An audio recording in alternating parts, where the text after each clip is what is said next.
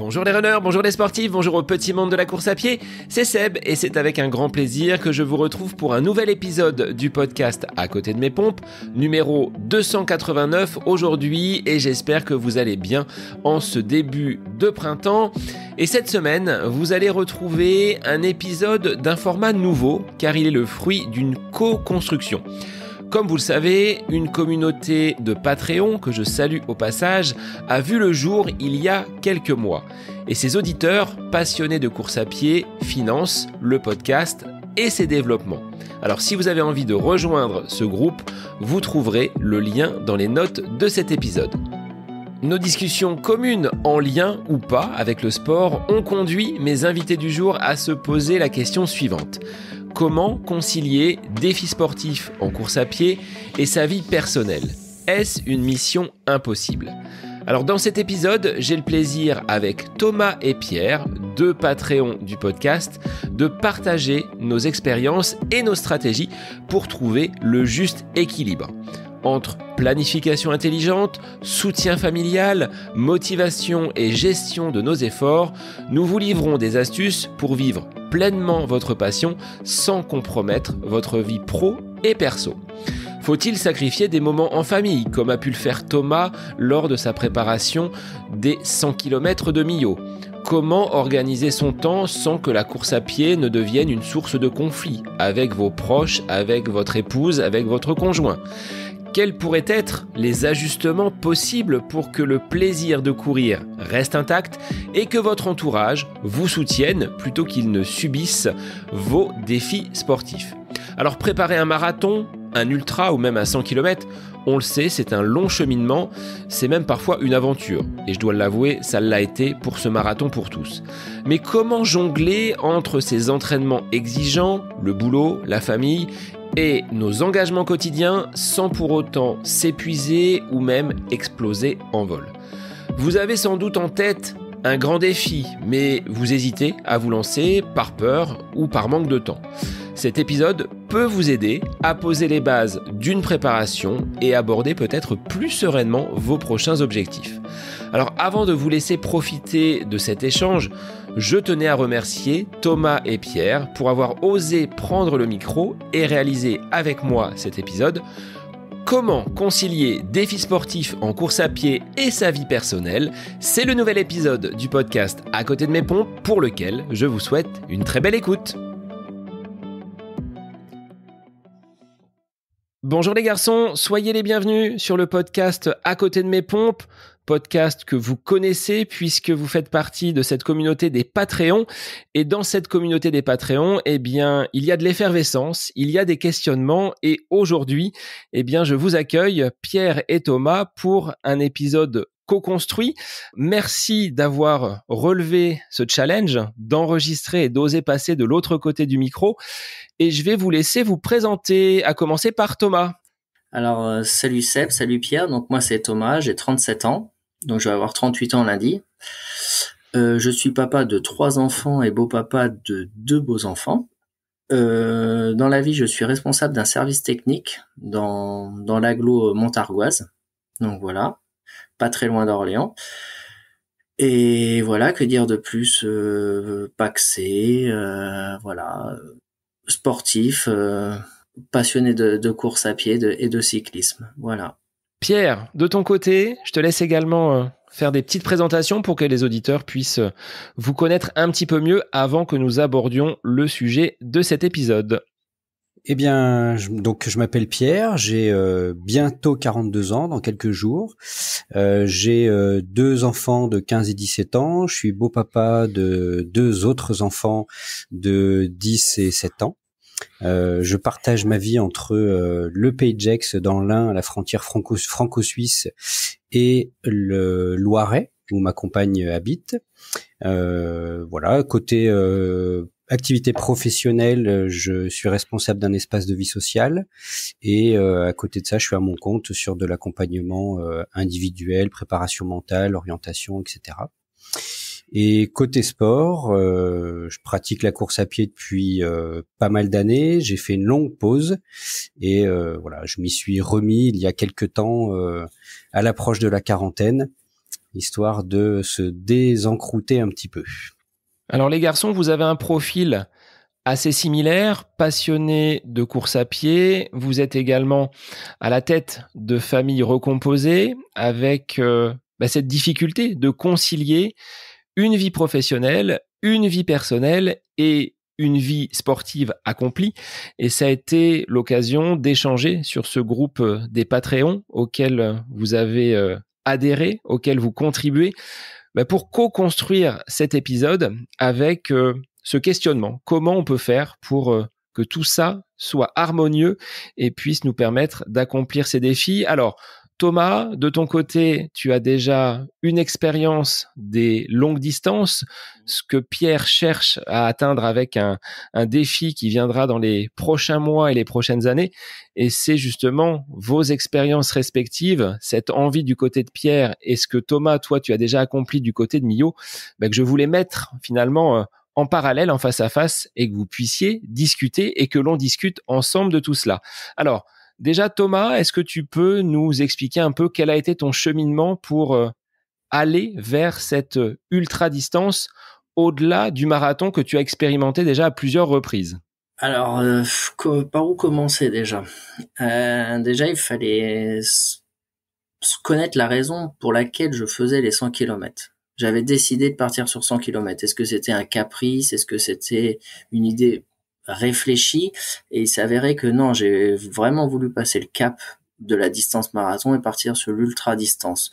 Donc, je me suis orienté tout de suite vers les 100 km de Millau qui étaient pour moi mythiques, mais pour ça, effectivement, c'est pas le tout de s'inscrire à une course, il faut quand même être capable de s'y préparer. Et se préparer à un 100 km, c'est pas se préparer à un 10 km, même si je néglige pas une préparation de 10 km, mais ça demande beaucoup de temps, un investissement personnel conséquent. Et comme dans mon cas, je suis papa de 3 garçons, dont un qui, au moment de la préparation, avait 1 an et demi. Donc j'ai laissé vraiment on va dire la responsabilité de tout ça à ma femme, pendant que moi je parcourir. C'est elle qui avait en charge en quelque sorte la gestion familiale, et ça c'est un soutien inconditionnel. C'est grâce à ça que j'ai pu participer à ces 100 km de Millau. Sans une aide de ma compagne, je n'aurais jamais pu faire tout ça en fait. Et depuis combien de temps cette course te trottait dans la tête? Tu as expérimenté la distance du marathon après avoir fait tes armes sur semi, sur 10 km. Tu avais fait le tour de ces 42 km à plusieurs reprises? Ouais, voilà, j'avais déjà fait 3 marathons, et pour moi, j'étais arrivé à mon objectif en fait, tout bête, hein, je voulais faire 3h30 au marathon. Et lors de mon dernier marathon à La Rochelle, j'ai fait 3h30. Et là, je me suis dit, ça y est, la boucle est bouclée. Je me sentais pas capable d'aller en deçà. Est-ce que j'en avais envie? Pas spécialement. Et je me suis dit, maintenant, il me faut autre chose, parce que je fonctionne vraiment qu'au défi, qu'à quelque sorte à la carotte. Et je me suis dit, allez, on part sur 100 km. On part sur 100 km, et quitte à faire les choses bien, on va à Millau. Alors, je me suis énormément documenté, regardé énormément de vidéos, écouté énormément de podcasts avant de vraiment m'inscrire.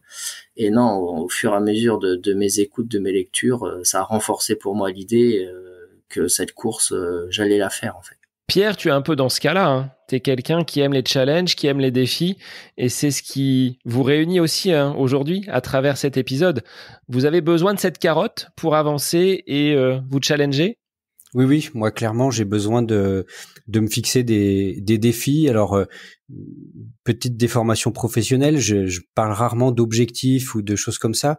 Je parle surtout de changements escomptés. Donc voilà, en gros, qu'est-ce que j'ai envie d'aller expérimenter, qu'est-ce que j'ai envie de découvrir, et pour ça je me fixe voilà des petits défis, des fois avec des idées un peu saugrenues, mais voilà, c'est vraiment ce qui me permet de rentrer en mode je me prépare. Thomas, de ton côté, que représente cette distance des 100 km? Tu l'as dit, tu avais fait le tour du marathon, mais symboliquement, qu'est-ce qu'il y avait derrière en plus de cette difficulté avec le tracé et le profil de Millau? Alors en fait, il s'est passé quelque chose au moment de l'inscription dans ma sphère familiale, c'est que ma maman est tombée malade. Voilà, on lui a diagnostiqué un cancer du sein. relativement agressif.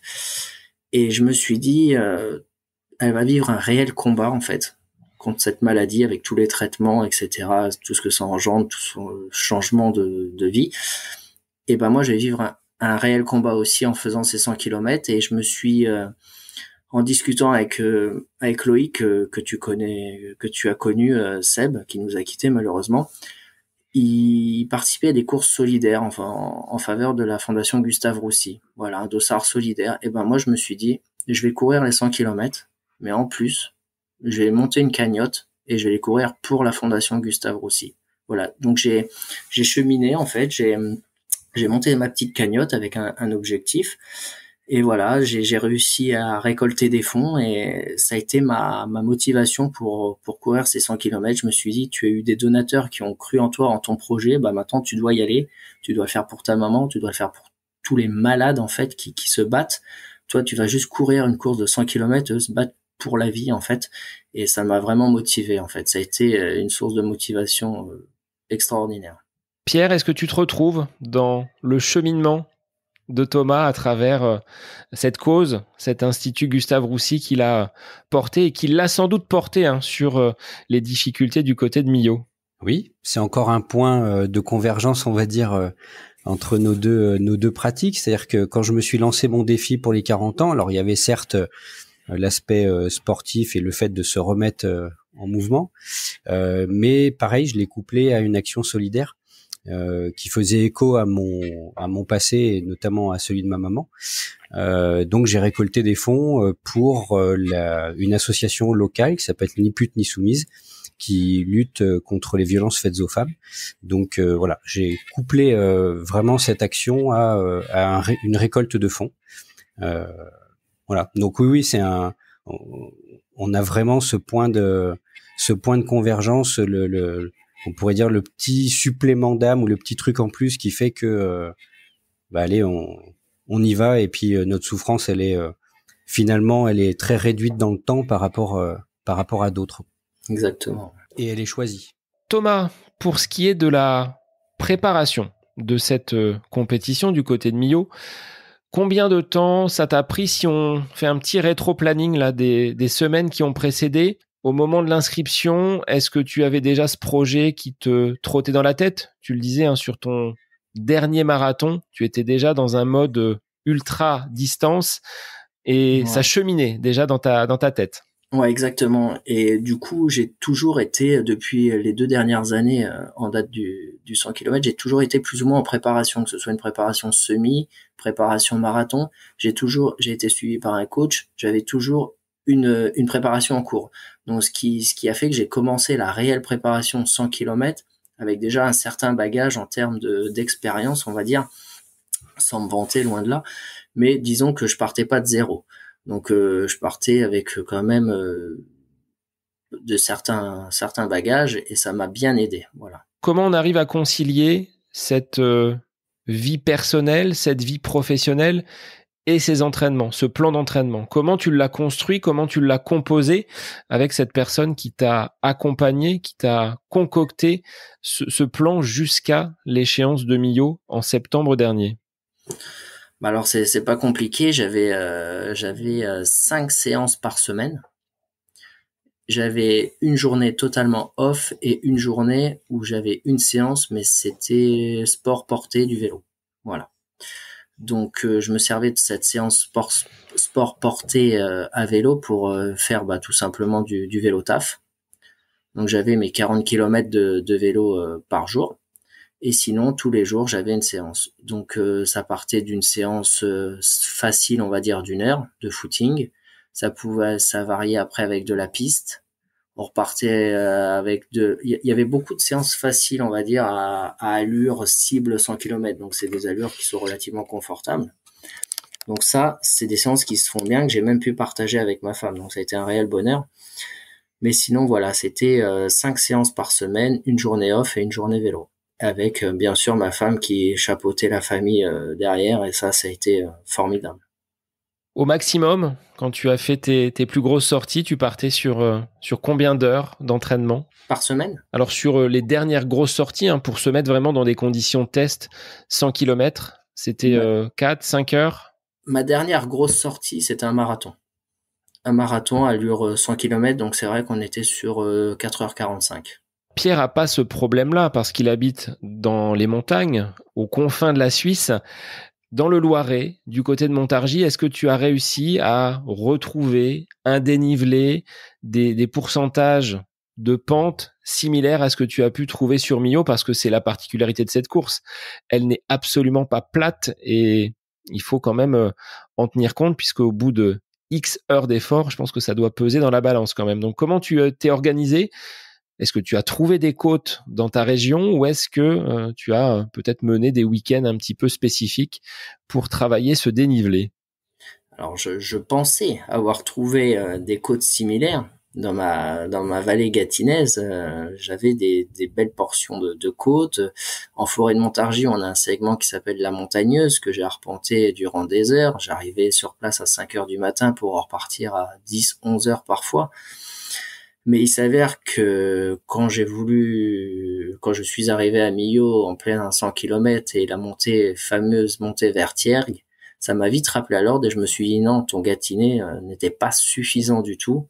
Et c'est vrai que ça a été le détail qui a joué contre moi. Pierre, par rapport à cette préparation que Thomas a menée pour aller jusqu'à Millau dans de bonnes conditions, est-ce qu'on peut parler d'ajustement ou de sacrifice? Là, avec ta casquette de préparateur mental, quelle différence on peut faire entre les ajustements, notamment du planning familial que Thomas évoquait avec son épouse qui prend le relais pour garder les enfants pendant que Thomas va faire sa sortie? On est sur de l'ajustement ou c'est un sacrifice? Parce qu'on sent que Thomas, ça lui a pesé, je pense, un petit peu, que son épouse puisse s'occuper des enfants et que tout repose sur elle pendant cette préparation. Comment tu le perçois de ton côté?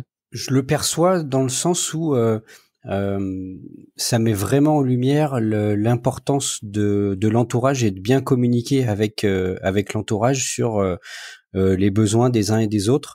Voilà, il y a un besoin au niveau de la préparation de faire 5 sorties, etc., de faire des sorties longues et compagnie. Mais il y a aussi le besoin du quotidien. Donc voilà, permettre de vraiment de réajuster là-dessus. Et je pense, tu me diras si je me trompe, mais que ça a dû certainement passer par des bonnes phases de communication, d'explication et voire même de pédagogie si ta compagne n'est pas forcément au fait de ce qu'implique une préparation sur ce type de distance, quoi. Alors j'ai la chance qu'elle pratique la course à pied également, donc elle sait ce qu'est une préparation du coup, et j'ai eu la chance aussi de partager pas mal de séances avec elle pendant le week-end quand on pouvait faire garder les enfants ou autre. On a partagé énormément de séances, donc ça a été vraiment un ajustement et non un sacrifice. À aucun moment elle me l'a reproché et tout a été fait dans le dialogue, et c'est vraiment ça qui m'a vraiment aidé à appréhender au mieux cette épreuve. Est-ce que tu t'étais mis, Thomas, des challenges un petit peu intermédiaires pour garder la motivation tout au long de cette préparation, ou est-ce que tu étais vraiment focus pendant X semaines, X mois sur Millau? Il n'y avait que cela sur ton programme sans avoir de course, entre guillemets, qui puisse servir de jalon et de test, notamment au niveau des allures, au niveau de la gestion de la fatigue sur des formats type marathon. Non, entièrement focus sur Millau. J'avais aucune course intermédiaire. Je me suis vraiment focalisé sur Millau. Ça a été 100% Millau. Et comment tu as réussi à garder la motivation sur toute cette période? Parce que tu dois avoir quand même des phases.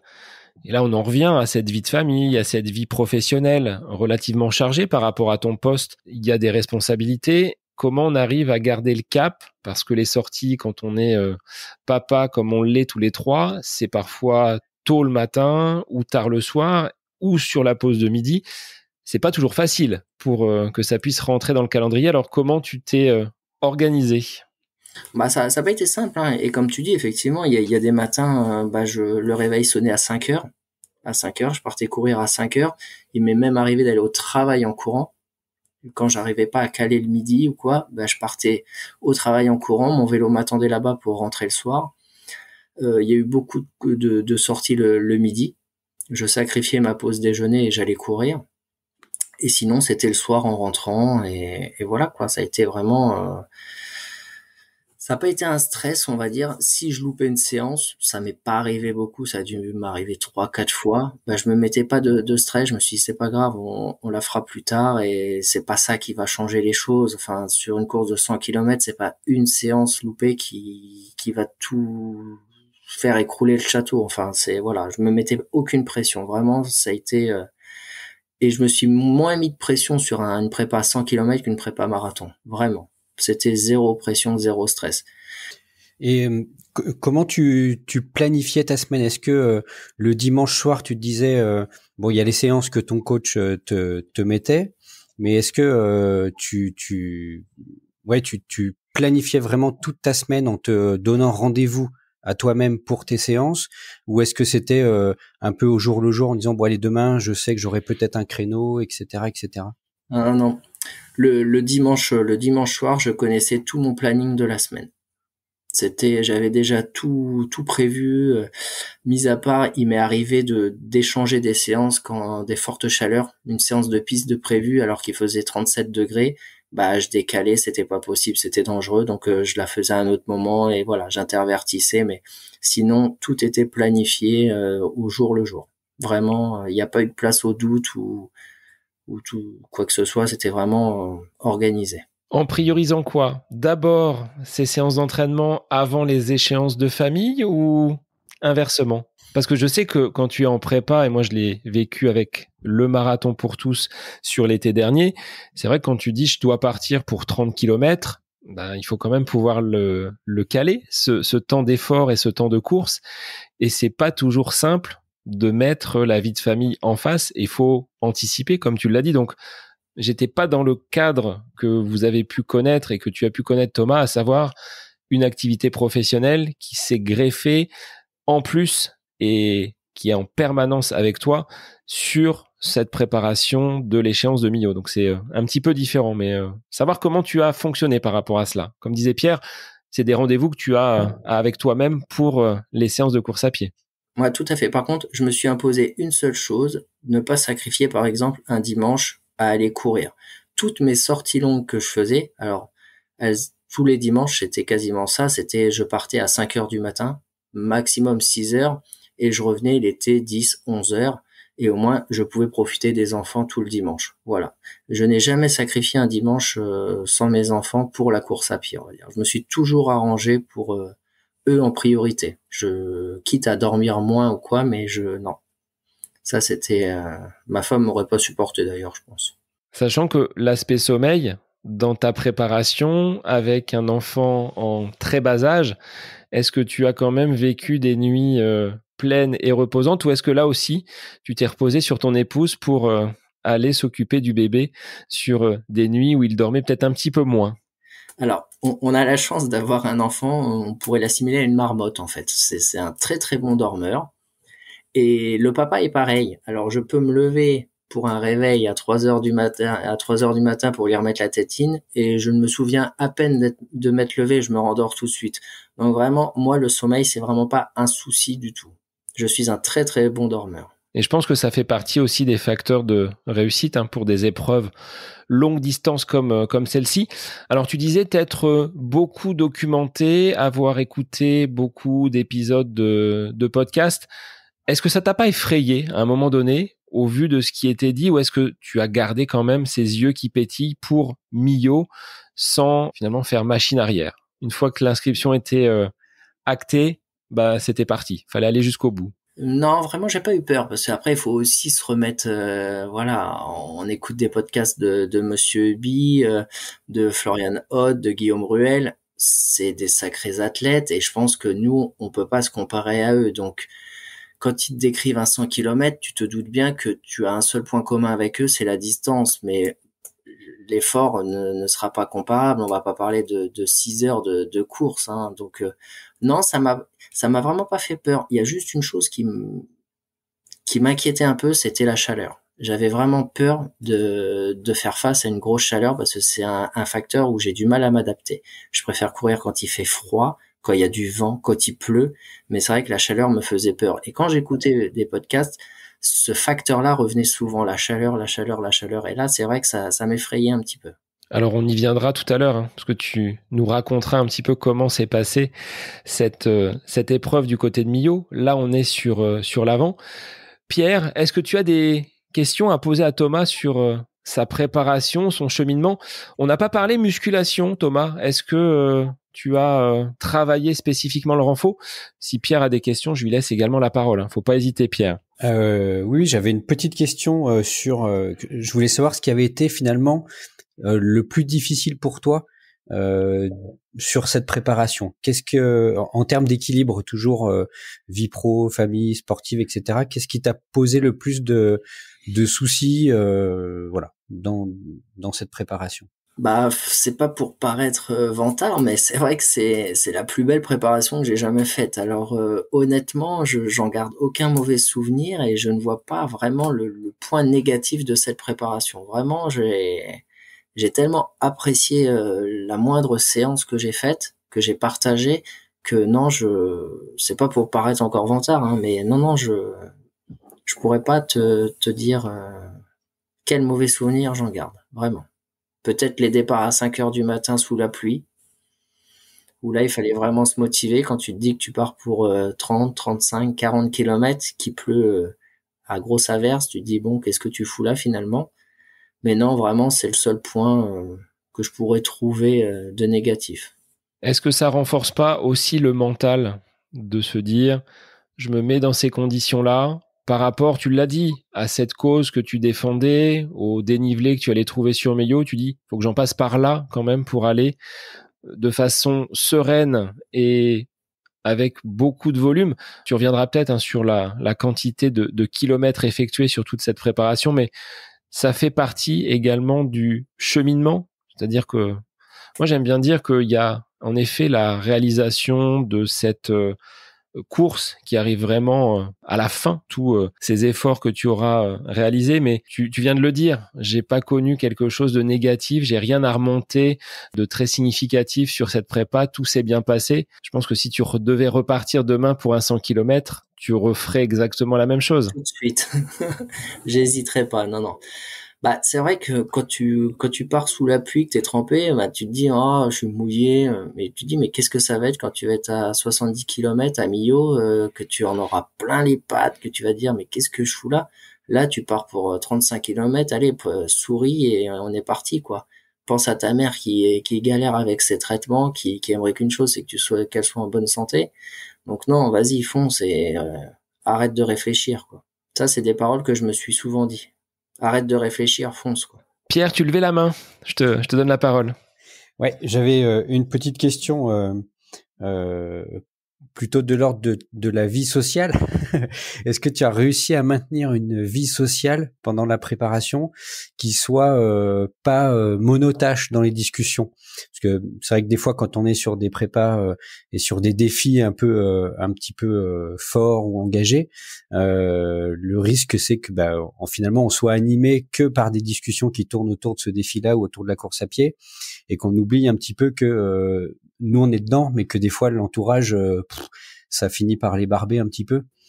Ouais, alors ça a été un peu compliqué, c'est vrai, parce que j'ai vécu au rythme des 100 km pendant des mois et j'en parlais peut-être beaucoup. C'est vrai que des fois ma femme me regardait, l'air de dire si on parlait un peu d'autre chose, quoi. Mais après, vis-à-vis de la famille et des amis, je pense pas que ça les ait barbés, ou alors ils me l'ont pas dit. Peut-être que ça a été le cas, mais du moins ils ont été sympas, ils me l'ont pas dit. Est-ce que tu as pu quand même prendre des vacances pendant toute cette préparation? Parce que là aussi, ça rejoint un petit peu la question de Pierre, le côté social. Ta préparation, elle s'est faite pendant l'été 2024. Alors, est-ce qu'il y a eu des vacances? Est-ce que tu as pu concilier vacances et préparation? Alors, il y a eu des vacances, mais je ne suis pas parti pour d'autres raisons, parce que c'est vrai que c'était pas une organisation facile à ce moment-là, et non, je ne suis pas parti, j'ai eu qu'une petite semaine de vacances, et j'en ai profité aussi pour courir, du coup, donc non, là, il y a pas eu de véritable coupure. Sur le plan du volume, tu as donc borné beaucoup pour ces différentes semaines. Est-ce que tu as une idée en termes de chiffrage de ce que ça représente sur l'ensemble de ta prépa? Alors, comme dirait Bruno Hobby, borner, mais ne pas finir borné, du coup. Non, j'ai jamais fait autant de kilomètres, hein. Je tournais au minimum à 80 kilomètres par semaine. Si ce n'est plus, je suis même monté à 90 pour des volumes mensuels à 270 kilomètres au maximum. Donc non, ça a été des gros volumes et bizarrement, je les ai super bien acceptés. J'ai pas eu de blessures, ça a été vraiment, je me rendais pas compte que je courais autant en fait. On l'a évoqué tout à l'heure, hein, tu as intégré du renfort, de la muscu pour être vraiment fort, avoir une foulée qui soit vraiment efficiente. Est-ce que tu en es passé par là? Est-ce que c'est quelque chose que tu avais déjà dans ton plan d'entraînement et que tu maîtrises depuis longtemps, ou est-ce que ça a été des nouveautés? Est-ce qu'il y a eu des changements dans ta pratique du fait de cette préparation pour le 100 km? J'avais intégré dans mes semaines un jour sur deux des séances de renforcement le matin en me levant, je faisais du renfort. Donc ça n'a rien changé et je pense que ça m'a bien aidé quand même dans cette épreuve parce que j'ai arrêté après et je vois actuellement la différence. Donc non, ça m'a été très bénéfique et moi je recommande à tout le monde d'avoir ce petit rituel de renforcement. Pas forcément besoin d'aller en salle, mais ne serait-ce que des petits exercices à la maison avec un minimum de matériel. Et je pense que ça évite énormément de soucis et ça peut apporter que des bienfaits à notre corps. Ça, j'en suis persuadé et ce serait à refaire, je recommencerais exactement la même chose. Pendant toute ta prépa, t'as pas eu de blessures, de douleurs particulières, de choses qui t'ont imposé, entre guillemets, un petit bout de repos, ou en tout cas d'avoir un peu plus de part de sport porté? Alors non, honnêtement, j'ai pas eu l'ombre d'une blessure. J'ai toujours eu, on va dire, des petites douleurs au dos, mais je pense que ça c'est le mal du siècle. Tout le monde a parfois mal au dos et il s'est avéré qu'après les 100 kilomètres, mais on en reviendra peut-être après, j'ai eu des gros problèmes au dos. Mais non, en pleine prépa, je n'ai jamais eu de soucis. Alors est-ce que c'est parce que j'alternais aussi le vélo? Je faisais beaucoup de vélo. Est-ce que ça a aidé avec le renforcement? Mais non, vraiment, je n'ai eu aucun pépin physique notoire et qui aurait pu être néfaste à ma préparation.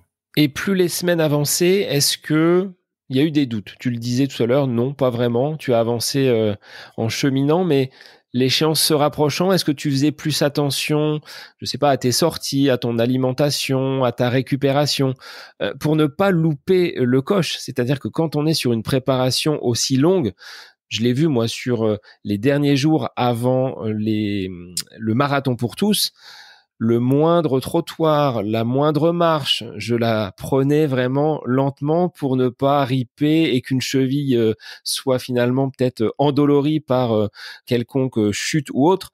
Est-ce que ça passe par ces points de vigilance, ou alors non, tu as été vraiment très serein? Bah, c'est vrai qu'on psychote toujours un petit peu, hein. On dit toujours qu'on va tomber malade quand il faut pas. Et effectivement, j'ai eu cette peur-là, moi qui tombais souvent malade. Alors, il paraît que les sportifs affûtés tombent plus souvent malades que les autres. Donc, je me suis dit, bah, finalement, c'est que t'es bien affûté. Mais j'avais cette peur-là de une semaine, 10 jours avant de partir, de tomber malade. Ça a été vraiment ma hantise. Et dès que le petit toussait un peu, je m'éloignais de lui, c'était une catastrophe. Et non, par chance, je suis pas tombé malade. Et c'est vraiment le seul point qui me faisait douter un petit peu, on va dire. Comment ça s'est passé sur cette avant-course? On est là à quelques heures avant le grand saut, peut-être dans l'inconnu, parce que tu le disais, avoir fait des marathons, avoir expérimenté des sorties longues, mais à un moment donné, on ne reproduit pas un 100 km à l'entraînement. Quel était ton état d'esprit en abordant cette dernière ligne droite quelques heures avant ce grand saut du côté de Millau? Alors, il faut savoir qu'à Millau, je suis parti avec un suiveur qui me suivait en vélo. On a le droit à un suiveur à Millau. Et il s'avérait que j'ai choisi un ami, David, qui était le candidat idéal pour ce rôle parce que c'est quelqu'un que je connais depuis des années. C'est un passionné de course à pied et de vélo. C'est un ultra cycliste. Il participe au Race Across France, donc sur des distances de 1000 km, à travers les Pyrénées, il fait des week-ends à travers les Pyrénées et autres. Donc voilà, je suis parti avec lui, je savais que c'était la bonne personne. Malheureusement, j'ai pas pu partir avec ma femme. Alors après, est-ce que ça aurait été judicieux dans la mesure où les 100 km de Millau, le public, ta famille ne te voit quasiment pas, hein, ils te voient au départ et à l'arrivée, donc passer une journée à attendre, c'est peut-être plus délétère qu'autre chose, on va dire. Donc non, je suis parti juste avec mon ami et ça s'est très bien passé comme ça. Pierre, est-ce que tu étais, toi, accompagné par rapport au challenge, au défi que tu as déjà réalisé, alors qui était un défi off? Est-ce que tu avais ce soutien à tes côtés pour réaliser ce type d'épreuve? Ouais, j'ai eu beaucoup de monde le jour J. Alors j'en ai eu avant, mais le jour J, j'ai eu beaucoup de monde qui m'ont accompagné sur les différentes phases. Donc, pour le décomposer rapidement, il y avait 20 kilomètres de course à pied entre deux villes. Donc là, j'ai été accompagné par des amis, par un oncle à vélo, une cousine qui courait aussi avec moi. Après, on est allé jusqu'à un lac. Et là, ce lac fait 3 kilomètres à peu près de tour, de circonférence, et j'ai pris le vélo et là j'ai fait 56 tours, enfin 181 kilomètres autour de ce lac-là. Donc on s'était mis un camp de base et à chaque tour, ça me permettait de voir mes proches, de me ravitailler s'il y avait besoin. Ça m'arrivait, je passais. Je disais, le prochain tour, je mangerai bien de la pastèque. Alors, ils s'affairaient tous à couper de la pastèque pour que j'ai de quoi manger au moment où je passe. Enfin voilà, c'était vraiment, il y avait ce partage-là vraiment toute la journée. Et je sais que sans ça, sans leur présence, déjà, ça aurait été beaucoup plus compliqué, notamment sur les petits passages à vide, logistiquement parlant aussi. Et puis, franchement, le défi n'aurait pas eu la même saveur, quoi. Ouais, si je peux me permettre, c'est un peu l'ambiance 24 heures du coup. Oui, tout à fait. Ouais. C'est bien, non mais ça te permet au moins de t'habituer à ce que tu vas retrouver dans ton défi 24 heures. Tu vas retrouver ton camp au terme de, on va dire, une boucle d'1,5 km, 2 kilomètres. Ça te permet de voir tes proches. Donc non, c'est pas mal. Mais c'est vrai que sur Millau, ça, tu peux pas spécialement le faire du coup. Alors sur l'avant-course, est-ce que tu as passé la nuit là-bas? Est-ce que tu es arrivé la veille? Est-ce que tu as, le cas échéant, bien dormi? Comment ça s'est passé sur ces dernières heures? Là encore, la marmotte a bien dormi? Ouais. Alors vraiment, moi, le sommeil, c'est vraiment pas un souci, hein. On est parti avec David, du coup, c'était le vendredi matin aux alentours de 9h. Voilà, on a pris la route pour Millau. On est arrivé aux alentours de 15h, on s'est arrêté grignoter aux alentours de midi sur l'autoroute. Donc voilà, on s'est promené dans Millau, vraiment, on a été boire un petit coup, vraiment la chose classique. On a été chercher le dossard aux alentours de 16-17h et puis après on avait loué un Airbnb. Alors ça pareil, je m'étais occupé de la réservation, mais alors bien 4-5 mois avant l'épreuve, un stress en moins, c'était réglé. À Proxy, c'était allé à 3 kilomètres du départ, donc vraiment un souci en moins. Donc du coup, après, on a été poser les affaires au logement, très beau petit logement, avec la vue sur le viaduc, comme ça met dans le thème. Et après, au moment du repas, on a été manger au parc de la Victoire avec les autres coureurs, donc super ambiance, vraiment ça, je recommande vraiment de le faire. T'as la présentation des meneurs d'allure, et t'es vraiment dans l'ambiance et tu te rends compte que je trouve, c'est encore plus convivial qu'une ambiance marathon. C'est vraiment, t'as basculé vraiment dans la convivialité. C'est vraiment, enfin, j'ai même plus les mots. C'est vraiment un super moment. Et voilà, donc du coup après, on est rentré après manger, puis voilà, on se couche de bonne heure, une petite douche et massage, et puis voilà, on se prépare pour le lendemain matin. Et le départ, il avait lieu à quelle heure pour ce premier 100 km de ton côté? Alors, il me semble que le départ, j'ai plus trop les chiffres en tête, les heures en tête, mais je crois que c'était aux alentours de 9h30, ouais, de 9h, 9h30, il me semble. Donc, c'était réveil à 7h, un bon petit déjeuner, et puis voilà, s'habiller, puis partir en marchant tranquille jusqu'au départ tout seul, parce que David, mon suiveur vélo, lui partait à un autre point de rendez-vous au 7e kilomètre où tous les vélos se retrouvaient pour attendre leur coureur. Donc là, ça a fait, on le voit d'ailleurs sur une photo que David avait prise, au moment du départ, je posais fièrement avec mon dossard, mais le stress commençait à être bien présent, et plus tu t'approchais de Millau, et bon, t'étais pas tout seul dans ce cas-là, mais c'est vrai que je faisais pas le malin. Donc pas besoin d'un passage pour un besoin impérieux juste avant juste avant la course? Non, là, sur ce point, non, tout s'est bien passé à ce niveau-là. Et donc, une fois que le starter est lancé, très rapidement, tu as réussi à te caler sur cette allure cible que tu avais travaillé pendant de nombreuses semaines? Ou est-ce que c'est quand même difficile par rapport à la proximité des autres concurrents? Vous n'êtes pas sur la même allure, vous n'êtes pas sur le même rythme. Comment tu as vécu ta course? Et là, je te laisse vraiment le micro ouvert pour que tu puisses nous la détailler avec peut-être des phases de hausse, des phases de baisse au niveau du moral, à l'image du dénivelé du côté de Millau. Bah, c'est vrai que effectivement, c'est pas évident une fois que le départ est donné. Tu as un amas de personnes, mais on va dire que c'est pas comme un marathon où tu es à la chasse au chrono, où tu dois à tout prix doubler, tu dois te dépêcher. Non, là, t'as 100 kilomètres à faire. Donc, tu peux perdre un peu de temps. Moi, je crois que j'ai mis 1 ou 2 kilomètres à reprendre mon allure, mais tu profites de l'ambiance parce que c'est vraiment une immense fête. Donc voilà, j'ai mis 2 kilomètres à choper mon allure. Et après, c'est parti comme sur des roulettes. Voilà. Après, j'étais pas mal. J'étais pile poil dans mes allures sur au moins le premier marathon. Donc j'avais prévu le passage au premier marathon à 4h36, en 4h36 et je suis passé en 4h38. Vraiment 2 minutes sur 42 kilomètres. Non, vraiment tout s'est très bien passé.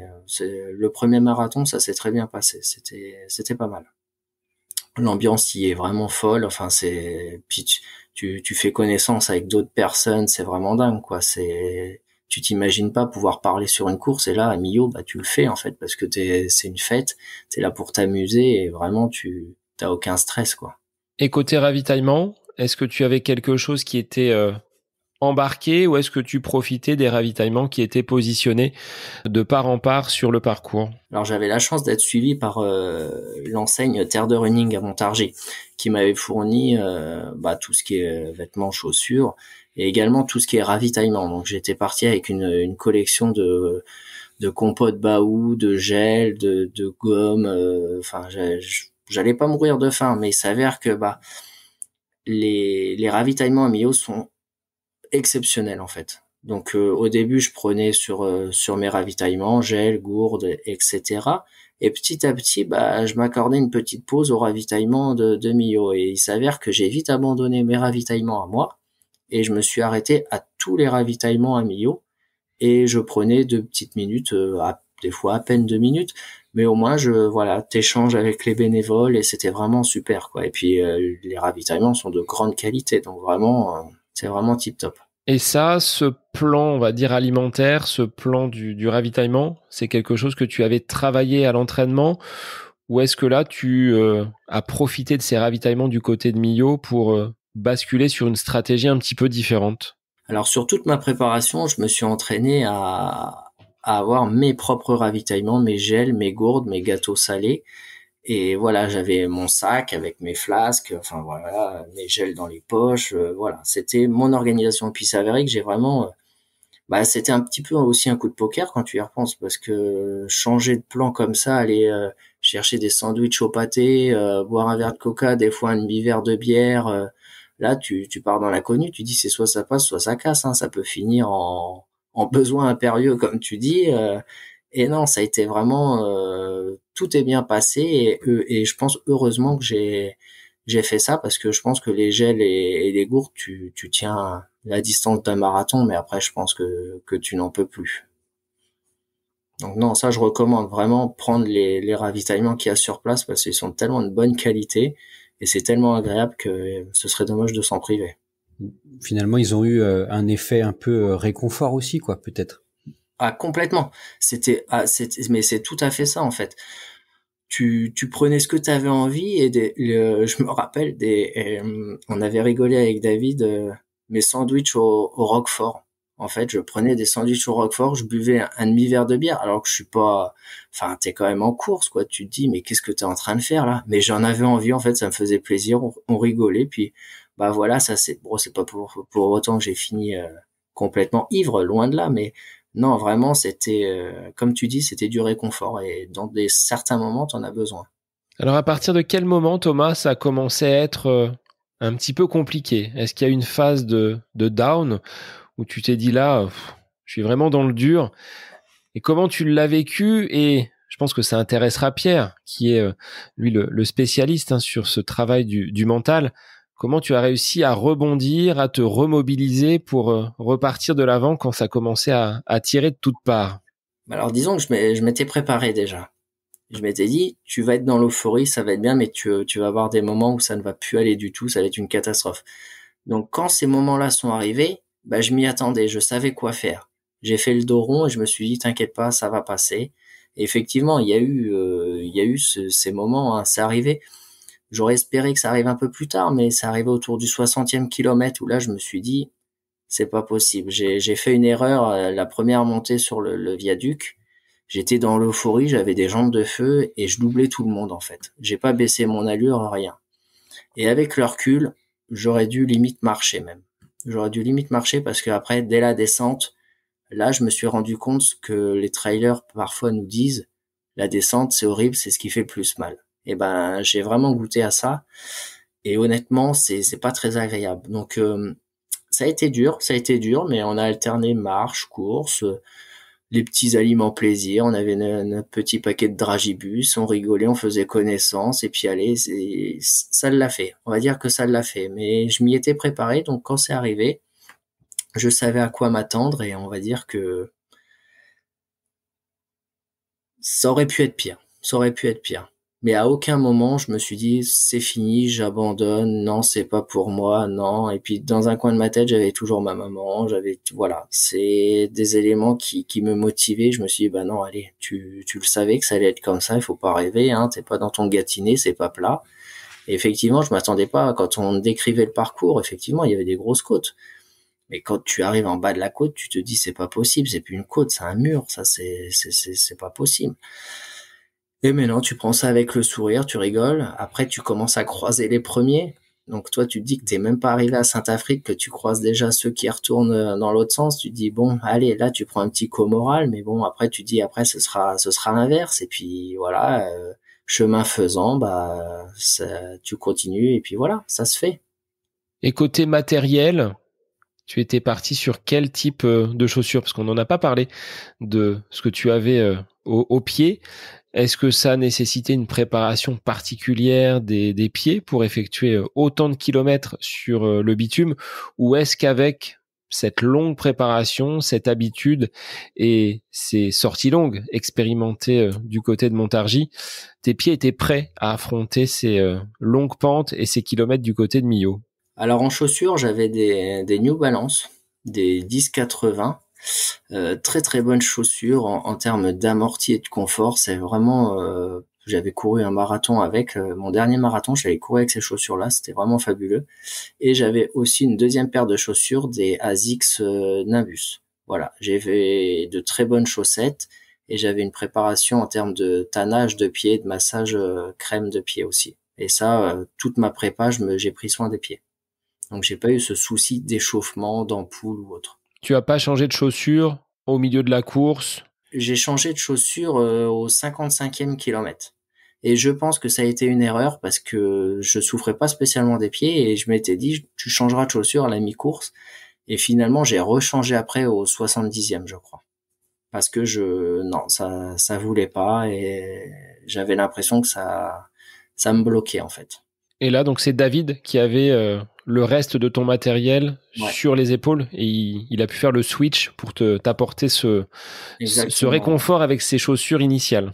David était chargé comme une mule et le pauvre, franchement, je lui ai fait subir un petit peu de poids sur ses épaules. Est-ce que tu avais établi un plan de course, tu vois, avant de partir, de te dire, voilà, je fais plein de sous-objectifs sur toute la durée, ou est-ce que, voilà, j'ai mes 100 kilomètres, j'ai un premier marathon, le deuxième, etc. Ou alors, tu l'avais fait plutôt par rapport au profil du parcours, ou par petites tranches de 10 kilomètres, de 15, de 20. Voilà. Est-ce que tu avais réfléchi à tout ça en amont ou pas spécialement? Non, vraiment, j'avais pas de plan de course. Je m'étais dit, tu fais ton premier marathon et dans tous les podcasts ou les bouquins que j'avais pu lire, j'avais toujours lu que ce premier marathon était loin d'être facile. Et c'est le cas. C'est vrai qu'on croit que la première boucle est simple, mais elle est loin d'être simple. Il y a des petites difficultés. et t'as tendance à te dire, je suis bien, je vais accélérer, mais la deuxième partie est vraiment monstrueuse, en fait. C'est quand tu arrives à Millau, que tu repars direction Saint-Afrique, ça te met directement dans le bain, et là, tu dis effectivement, la première partie, elle était plus simple. Mais non, je m'étais pas fait de sous-objectif ou quoi. Le but, c'était de terminer vraiment, de prendre du plaisir. Et c'est ce qu'on a fait pendant 100 kilomètres. On a pris du plaisir pendant 100 kilomètres, même dans les moments vraiment où c'était vraiment très dur. Quand tu repars de Saint-Afrique, le froid commence à arriver et j'avais pas prévu le coup, en fait, du froid. J'étais pas du tout équipé. Et ça a été une erreur. Et pourtant, je me suis bien documenté ou quoi, mais j'appréhendais la chaleur, mais en fait, c'est le froid qui m'a joué des tours. Et quand tu arrives au niveau du viaduc, il fait nuit, t'es tout seul, c'est rare, mais tu peux être tout seul. Il fait super froid, t'es en plein vent, et honnêtement, t'es tétanisé, en fait. Tu es tétanisé. Et avec le recul, j'aurais dû prendre un sac. Tu as possibilité de mettre un sac consigne à Saint-Afrique au gros ravitaillement. Et j'aurais dû prendre des affaires un peu plus chaudes et repartir comme ça. Mais c'est avec l'expérience, et je sais que quand je referai les 100 kilomètres de Millau, j'aurai ce petit sac à Saint-Afrique. Et donc, frontal obligatoire pour aborder la nuit. Ça, tu étais préparé également à courir seul de nuit? J'avais l'habitude. J'avais l'habitude de courir de nuit, donc ça m'effrayait pas du tout. Bon, j'avais toujours David qui était avec moi, mais ça vraiment, j'avais ma frontale avec une lumière sur le torse ainsi que dans le dos pour être bien visible. Ça vraiment, courir de nuit, non, ça m'affolait pas. C'était une habitude, j'étais rodé, on va dire. Tu disais, Thomas, avoir pris beaucoup de plaisir sur ces 100 kilomètres. Quels ont été les mots de David à des moments où il te sentait peut-être perdre pied, avoir un rythme qui était un petit peu plus lent? Il a été d'un grand secours au niveau de ses paroles, au niveau du réconfort qu'il a pu t'apporter? Ouais, il a été fabuleux, vraiment. Ça a été un accompagnant de grande classe. Il a su me remotiver quand il fallait. Des fois, c'était juste une petite tape dans le dos, mais voilà, c'était une grande personne à ce moment-là. Et j'en doutais pas. C'est pour ça que je l'ai choisi, hein. C'était vraiment, voilà, c'était l'accompagnant rêvé pour cette épreuve. Et je regrette pas. Et enfin, quand je le referai, je sais que ce sera encore avec lui, et on en reparle, hein. On se dit, d'ailleurs, on s'était dit, tiens, les inscriptions ouvrent pour cette année, qu'est-ce qu'on fait? J'ai dit non, pas cette année, c'est pas sérieux, et du coup, on s'est inscrit sur le marathon de Tours, mais l'année prochaine, malheureusement, j'ai bien peur que je vais peut-être céder, mais on verra. Mais ce sera avec lui dans tous les cas. À quel moment tu t'es dit, là c'est bon, je suis en passe d'être sans bornard? Est-ce que c'est venu très longtemps avant le dernier virage, l'entrée vraiment dans la dernière ligne droite? Ou est-ce que tu as savouré vraiment ces derniers moments sans vraiment te projeter vers cette ligne d'arrivée? Déjà, il y a le demi-tour à Saint-Afrique. Déjà, tu te dis que tu prends une option sur l'objectif réussi. Tu repars, tu recroises des gens qui eux vont dans l'autre sens. Toi, tu te diriges vers l'arrivée. Déjà, le moral, voilà, ça t'aide. Puis après, tu repasses sous le viaduc, donc tu redescends sur Millau. Donc là, tu te dis, allez, ça y est, c'est encore un peu mieux. Il te reste quoi, les 10-15 kilomètres. Et après, t'as l'entrée dans Millau. Et alors là, le cerveau est déjà débranché. Voilà, t'as les derniers spectateurs qui t'attendent sur le bord de la route. Et puis, David part parce que les vélos peuvent pas suivre le même chemin que toi. À noter que j'en ai eu un événement qui nous est arrivé, c'est que ma mère m'a appelé, en fait. Ma mère qui utilise aussi bien son téléphone que moi l'ordinateur, vous avez pu le voir tout à l'heure. C'était au kilomètre 97. Kilomètre 97, ma mère m'appelle affolée, elle me dit, Thomas, écoute, abandonne, tu te fais trop de mal, ça sert à rien, abandonne, vraiment. Je dis, écoute, maman, il me reste 3 kilomètres. Je viens d'en faire 97, je vais pas abandonner maintenant. Alors, ça a été le fou rire, ça nous a fait passer un petit peu de temps. Et après, il y a ce dernier fameux kilomètre, là, tu te prends vraiment, autant l'arrivée au marathon de La Rochelle, on a parlé tout à l'heure, Pierre, elle est fabuleuse, mais alors l'arrivée dans le parc de la Victoire, à 23h, t'as encore des supporters qui sont là, qui hurlent, et t'as cette arrivée dans la salle, là, tu arrives sous les projecteurs, c'est le cas de le dire, les flashs, et c'est fabuleux, là, vraiment, Là, t'es plus ici, quoi, en fait. T'es sans bornard, ça y est. Est-ce que tu aurais eu du carburant pour aller jusqu'à 101 km? Ou est-ce que juste après le passage de la ligne d'arrivée, tes jambes te lâchent et il y a plus de jus? 101, mais pas 102, hein. Je veux bien pousser à 101, mais après, c'est vrai que c'était très compliqué parce que j'étais transi par le froid.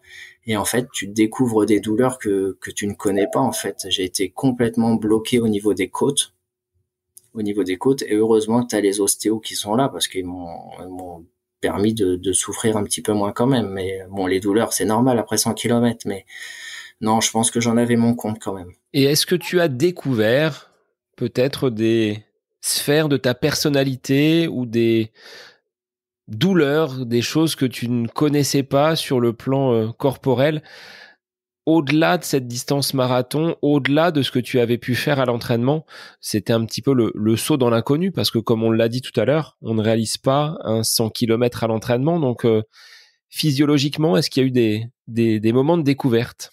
Ah ouais, je pense que déjà j'ai découvert beaucoup sur ma personne. Vraiment, en fait, c'est une course, tu vas au bout de toi-même en fait. Et tu te rends compte que tu ne te connais pas. Tu ne te connais pas et j'ai vraiment appris sur moi et je me suis dit, moi qui ai toujours plus ou moins un petit peu douté de moi, je me suis dit, mais t'es en train de faire un truc de dingue quand même. Essaye de t'imaginer. Qui aurait cru que tu cours 100 km? Et effectivement, on m'aurait dit il y a quelques années, tiens, en 2023, tu vas courir 100 km. Je me dis, mais non, un semi-marathon, d'accord, je veux bien, mais non. Et là, vraiment, je me suis dit, bah finalement, t'as quand même des ressources et ça, je me le suis dit assez rapidement parce que au kilomètre 50, quand tu atteins ta plus longue distance, du coup, là, ça y est, tu te dis, oh là, ça y est, t'as basculé dans l'ultra quand même. Tu es un ultra runner en quelque sorte. Donc non, c'était assez. Je trouve que c'est une belle expérience pour savoir qui tu es vraiment. Ouais, pour rebondir sur ce que tu disais, le sport, c'est quand même un excellent vecteur ou un booster de confiance en soi. Alors sans partir sur du 100 km tout de suite, hein, mais voilà, ça permet de cumuler ces petites réussites qui font qu'au final, ça nourrit ta confiance en soi, en soi quoi. Ah Et bah j'ai vraiment changé ma vision de moi-même après ce 100 km, franchement, hein. C'est une certitude, c'est une certitude. J'ai pris beaucoup plus d'assurance depuis ce 100 km. Et j'avais une question aussi par rapport à tes émotions au moment où tu vois cette ligne d'arrivée, tu la franchis, tu dis c'est fini. Qu'est-ce qui se passe émotionnellement pour toi là à ce moment-là? Ah bah il a fallu du temps avant que je puisse reparler. Je me suis isolé et vraiment là je me suis dit enfin honnêtement, hein, je me suis effondré, hein, clairement, hein, mais ça m'était arrivé déjà un peu plus tôt dans la course, hein, où tu as des moments où voilà, tu te mets à pleurer en fait. Tu sais pas pourquoi, mais tu pleures. Tu t'as tout lâché et David devait s'en rendre compte parce qu'il y a des moments, il y avait eu des moments de blanc où il arrêtait de me parler et il sentait que j'étais parti et non vraiment. Mais il faut pas retenir dans ces moments-là. Je retenais rien et c'est mes plus beaux souvenirs en quelque sorte. Tu as pu avoir durant la journée des échanges avec ton épouse, avec tes proches? Tu l'as évoqué, hein, ta maman au 97e kilomètre qui vous a fait sourire, mais en amont de ces nombreux kilomètres, est-ce que tu as pu avoir un contact avec cette sphère familiale très proche? Ouais, en fait, on avait créé un groupe WhatsApp avec plusieurs amis, membres de la famille, et c'est David qui gérait ça encore. Il gérait encore une chose en plus. Et c'est vrai que toute la journée, voilà, il me tenait au courant. Il dit tiens, t'as les félicitations d'un tel, tiens, un tel t'embrasse. Et c'est vrai que c'est super motivant en fait. Ils sont pas avec toi, mais en quelque sorte, ils y sont, et c'est vraiment un booster en fait.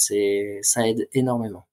La retombée après, comme le disait Pierre, ce passage de la ligne d'arrivée, ces émotions très très fortes, hein, qui marquent le devoir accompli, le travail bien fait. Est-ce que tu as pu redescendre tranquillement vers le Loiret, vers la région centre, ou est-ce que tu as été porté pendant un petit moment sur ce nuage qui venait de Millau? Ah, ça a été dur la redescente, ça a été dur parce que j'avais quand même passé plusieurs mois de préparation et te dire bah voilà c'est fini. Non, c'était très dur. Bon, heureusement le lundi quand je suis retourné au boulot, parce que je suis retourné au travail dès le lundi, Alors honnêtement, je montais pas 2 marches, hein, c'était une catastrophe. Mais non, j'en reparlais avec mes collègues secrétaires, le maire qui m'a beaucoup questionné. Donc ça a été vraiment, j'étais resté dans Millau sans l'être encore. Donc ça a duré quelques temps parce que dès que les gens venaient me voir, alors tu as fait ton 100 km et allez, j'étais parti dans un monologue des fois de 20-30 minutes, quoi. Je montrais des photos mais ça a été, au niveau sportif, ça a été très dur parce que j'ai mis énormément de temps à m'en remettre quand même. Je ne pensais pas, mais j'ai mis bien 15 jours, 3 semaines à plus ressentir trop de douleur. Et non, c'était très, très, très long. Et est-ce que tu avais encore l'envie de courir après cela, après ces 15 jours, 3 semaines? Est-ce qu'il n'y a pas eu la question du pourquoi? Pourquoi je sors courir, sachant que ce gros objectif, Millau, les marathons étant derrière toi, est-ce que tu t'es pas posé cette question? Pourquoi je vais courir? Bah bizarrement, ta question tombe pile poil. J'avais plus du tout envie de courir en fait. Pour moi, j'avais fait le tour de la question et j'avais plus aucun intérêt à courir. Et enfin, non, ça voulait plus. Alors j'ai refait une course début novembre avec ma femme parce qu'elle voulait battre son record de 10 km, donc je l'ai accompagnée. Mais c'était vraiment sans envie. En plus de ça, j'ai eu un énorme mal de dos au 5e kilomètre. Je lui ai dit, écoute, tu vas certainement finir toute seule. Et j'ai quand même fini avec elle. On a quand même battu son record, mais j'ai été après, s'en est suivi de longs mois de blessures. Et non, recommencer à courir a été très long et pas forcément, j'ai pas forcément été motivé pour recourir. Dû par cette blessure aussi.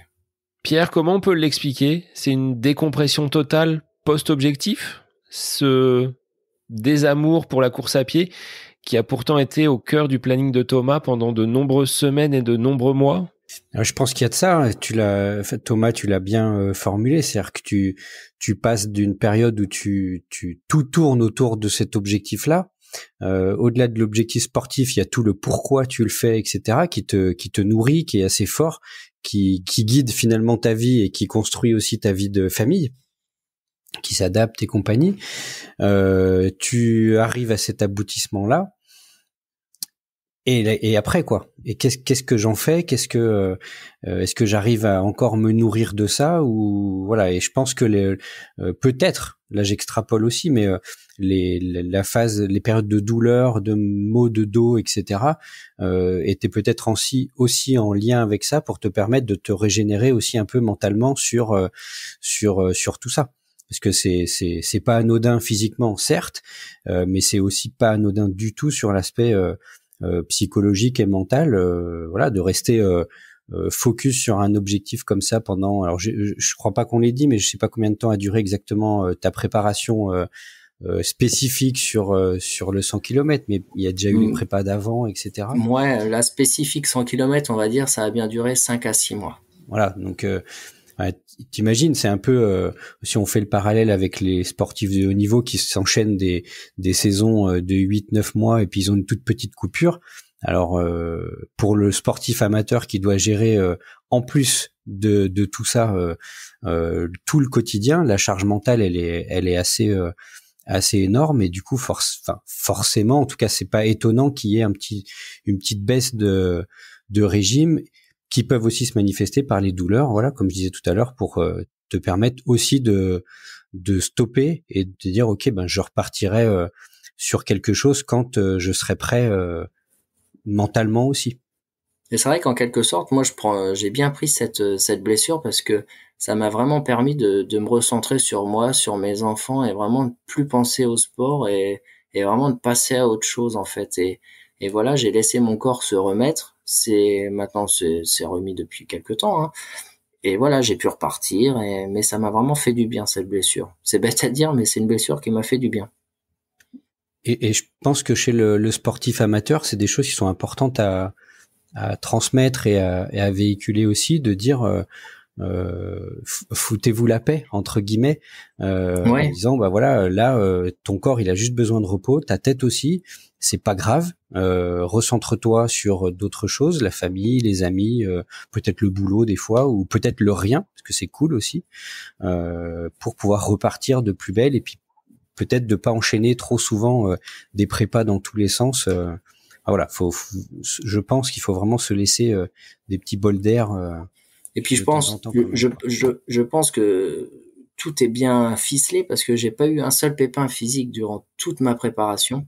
Tout s'est très très bien passé. J'étais même étonné parce que je me suis dit, avec l'accumulation des kilomètres, tu vas bien finir par avoir une tendinite, une foulure, quelque chose. Enfin, non, j'ai rien eu. Et c'est une malheureuse course de 10 kilomètres, un mois post 100 kilomètres qui va tout me faire effondrer, tout effondrer. Et je me suis dit, non, c'est quand même bien fait. En fait, il me fallait cette blessure pour que j'arrive à stopper le sport et que je me recentre sur moi et sur ma vie familiale en quelque sorte. Les enfants, Thomas, comment ils t'ont accueilli quand tu es rentré de Millau avec cette médaille de finisher? Tu étais leur héros? Ah, complètement, ouais, j'étais le héros de la famille, même ma femme, enfin même mes proches. Je me rappelle à la maison, j'avais ma belle-mère et mon beau-père qui étaient avec ma femme, et c'est vrai que pour eux, j'étais le héros. Alors c'est vrai que c'est pas pour être chauvin, mais pour moi, j'étais pas, enfin, alors déjà, j'avais pas de médaille. Faut savoir qu'à Millau, t'as pas de médaille. Donc ça, déjà, je l'ai mal pris. Bon, j'avais un t-shirt et une casquette, mais j'aurais aimé avoir ma médaille, mais je l'ai pas eu. Mais c'est vrai que j'avais pas la sensation. Alors, est-ce que c'est la fatigue d'avoir fait je savais que j'avais fait un truc de fou, mais je le mesurais pas en quelque sorte. Et à chaque fois que je voyais des gens, ils me sautaient au cou. Ah, t'es sans bornard, tu te rends compte, c'est un truc de fou. Et c'est vrai qu'avec le recul, je me dis, ouais, c'est quand même un truc de fou, quand même. Et c'est vrai que j'ai été accueilli un petit peu en héros, quoi. J'ai pas défilé sur les Champs-Élysées, loin de là, ni sur les Champs-Élysées de Montargis, mais non, j'ai été accueilli par pas mal de monde en héros, comme mes collègues, hein, vraiment. Ils m'appelaient l'extraterrestre, quoi, limite. Pour eux, c'était inconcevable de courir 100 km, quoi. Et comme quoi, je leur ai dit, quand on veut, on peut. Dans tes propos, sans vraiment lire entre les lignes, on a compris que tu y retournerais. Tu t'es laissé une petite année de décompression, mais tu as envie de retourner pour revivre ces sensations-là ou pour tout simplement améliorer le chrono? Ah non, il n'y a pas d'amélioration de chrono. Vraiment, si j'y retourne, c'est pour revivre cette ambiance. Après, l'amélioration de chrono, si elle est présente, elle est présente, mais c'est pas le but principal. Vraiment, c'est de retrouver cette ferveur parce que vraiment, je le répète, tu trouves pas ça ailleurs, en fait. L'ambiance qu'il y a à Millau, c'est vraiment phénoménal. Voilà, il faut vraiment le vivre et Pierre, vraiment, quand tu iras, tu vas vraiment kiffer. Il faut vraiment que tu y ailles pour vivre cette ambiance. C'est vraiment, enfin, rien que d'en parler, j'ai la chair de poule, mais enfin, il faut le vivre, vraiment. Ouais, sur ce genre de choses, il faut pas grand-chose pour me motiver à aller faire ce genre de choses. Donc, c'est déjà en réflexion depuis très longtemps. Mais j'avais une petite question aussi. Est-ce que ça t'a donné envie potentiellement d'aller explorer d'autres types de formats? Alors pas forcément 24 heures ou quoi que ce soit, mais tu vois, sur des formats peut-être de course à étapes un petit peu plus longues, ou sur du off, faire des distances au-delà de 100 km, etc., ou pas spécialement? Alors en course à pied, pas spécialement. Après, en vélo, je dis pas. En vélo, découvrir l'ultra distance, pourquoi pas, parce que David m'a bien vendu aussi l'ultra distance en vélo. Donc non, ouais, pourquoi pas. Mais c'est vrai qu'en course à pied, non, je me vois pas me lancer sur 24 heures ou autre. Vraiment, non. Pierre, de ton côté, est-ce que tu es prêt à te lancer dans cette aventure, rassuré par les propos de Thomas, qui l'a bien vécu, que ce soit dans la préparation ou dans la course? On en parle là a posteriori, puisque ça remonte à septembre 2024. On est en mars 2025 et, comme le dit Thomas, il a encore la chair de poule en y pensant. Mais est-ce que de ton côté, Pierre, c'est acté? Tu vas te lancer dans cette aventure du long avec, tu l'as dit, peut-être un format plutôt 24 heures pour avoir cette possibilité de revenir au camp de base? Oui. En toute honnêteté, si le planning 2025 de notre organisation familiale et professionnelle m'avait permis de caler un 24 heures en 2025, je pense que je l'aurais fait en 2025, plutôt en fin d'année, enfin passé septembre, on va dire. Bon, c'est pas possible cette année, et puis c'est pas grave, puisque ça veut dire qu'on fait d'autres choses vachement cool à côté. Mais 2026, pour le coup, j'espère que le calendrier sera plus sympa avec mes envies de long. Voilà. Et puis après, oui, entendre ton témoignage, Thomas, forcément ça donne envie. Alors à la fois même la prépa fait envie. Donc c'est ça qui est assez c'est formidable. vraiment agréable. C'est une prépa agréable parce que tu es sur des allures, on va dire, un peu plus faibles qu'habituellement. Donc tu prends vraiment plaisir et puis tu peux partager. Moi, comme je l'ai dit tout à l'heure, j'ai énormément partagé avec ma femme. Donc ça a vraiment été une prépa super. Ouais. Voilà, et puis après ton récit de la course et de l'ambiance des 100 km de Millau, couplé à ce que j'ai pu entendre aussi de la part de Bruno sur différentes interventions qu'il a pu faire, forcément elle fait envie aussi, celle-ci. Ce sera peut-être pas en 2026 parce que je pense ma priorité c'est plutôt le 24 heures, mais une fois que j'aurai dédramatisé la durée et la distance, démystifié, je pourrais envisager d'autres formats, ouais. Thomas, pour conclure, quel conseil, là vraiment pratique, tu pourrais donner à des auditeurs qui voudraient se lancer comme Pierre dans cette aventure longue distance, qu'il s'agisse d'un format 100 km, 24 heures, pour bien s'y préparer et pouvoir, comme on l'a dit tout au long de cet épisode, concilier vie familiale, vie professionnelle et ce défi sportif. Quel conseil tu pourrais leur transmettre ? Alors déjà, le premier conseil, moi je dirais, c'est d'être soutenu par sa sphère familiale, on va dire, que ce soit sa femme, ses enfants. C'est super important parce que c'est eux qui vont pâtir de tes heures d'absence quand tu seras parti courir, si tu ne peux pas le faire quand ils dorment ou quoi. Donc ça, déjà, que tout le monde soit vraiment OK avec le concept, c'est vraiment super important. Et de rien laisser au hasard, que ce soit au niveau du matériel, au niveau des tenues, au niveau... Voilà, comme moi je l'ai fait, on en parlait tout à l'heure, au niveau du froid. J'avais laissé ce paramètre-là de côté et il s'est avéré que ça a été une erreur énorme de ma part. Bref, ce sera à refaire, on va dire, je ne referai pas cette erreur. Et au niveau aussi prépa pure, je prends l'exemple des 100 km de Millau, vraiment ne pas négliger les côtes. Vraiment, ça a été un point que il me paraissait pas que j'ai négligé. Après, au vu d'où j'habite, c'est vrai que c'était compliqué de retrouver un peu des côtes similaires. Mais c'est vrai que c'est un élément à garder bien en tête, c'est que la première boucle de Millau n'est pas compliquée, mais elle n'est pas simple, loin de là. Mais l'aller-retour à Saint-Afrique est vraiment monstrueux et si tu n'es pas préparé, tu exploses très vite. Voilà. Pierre, est-ce que tu as, toi, de ton côté, en tant que papa, famille recomposée, également des astuces pour pouvoir concilier toutes ces sphères qui viennent se tuiler et parfois créer des embouteillages dans nos agendas ? Oui, j'ai une super astuce qui s'appelle l'agenda. L'agenda annuel. Alors la spécificité aussi qu'on a nous de notre côté, c'est qu'on n'habite pas ensemble et qu'on a quasiment 500 km d'écart. Donc les week-ends où on n'a pas les enfants, on se voit. Donc il faut aussi caler ça.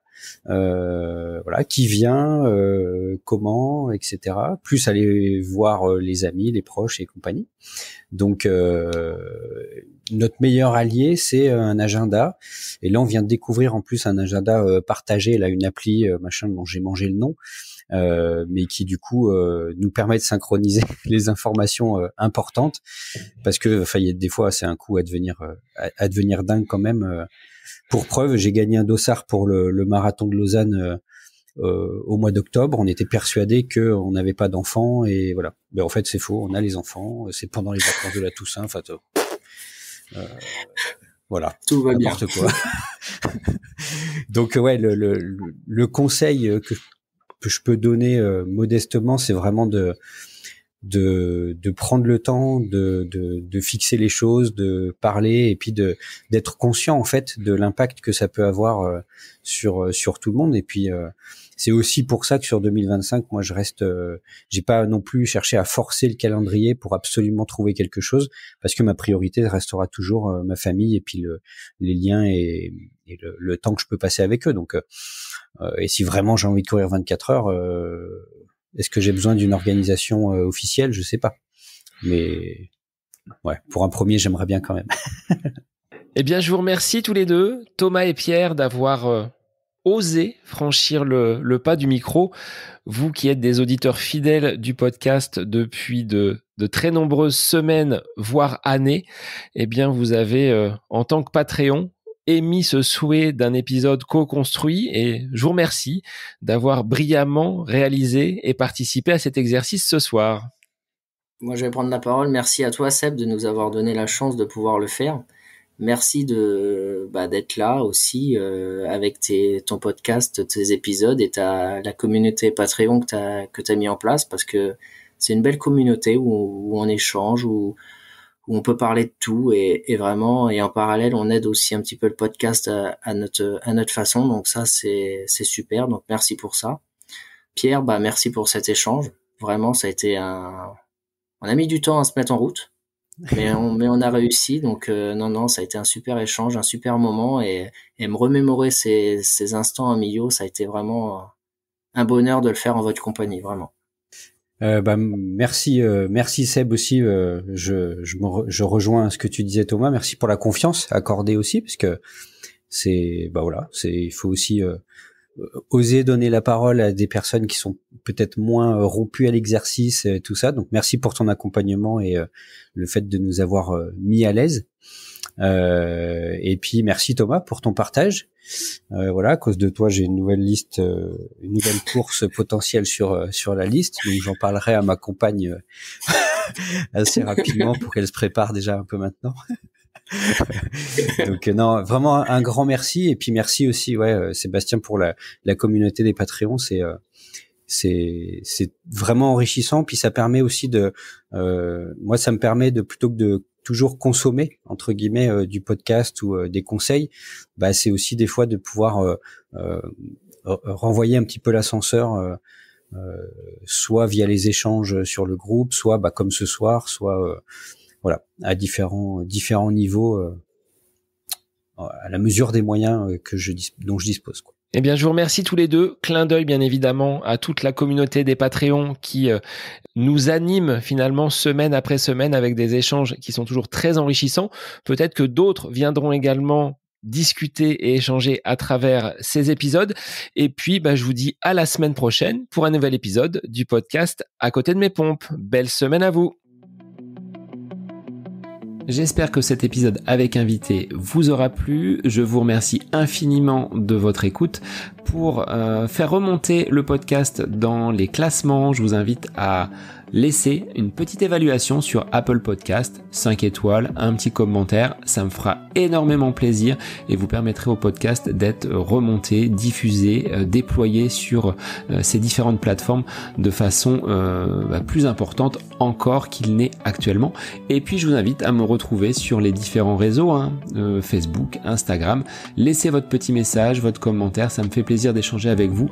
Si vous avez des questions, si vous voulez échanger sur quelconque sujet en lien avec la course à pied, mais pas que, parce que le sport c'est une philosophie de vie et c'est une passion qui nous anime de façon commune, donc n'hésitez pas à venir échanger avec moi. Sur ce, je vous souhaite une bonne fin de semaine, un bon week-end et je vous dis à la semaine prochaine pour un nouvel épisode du podcast À côté de mes pompes.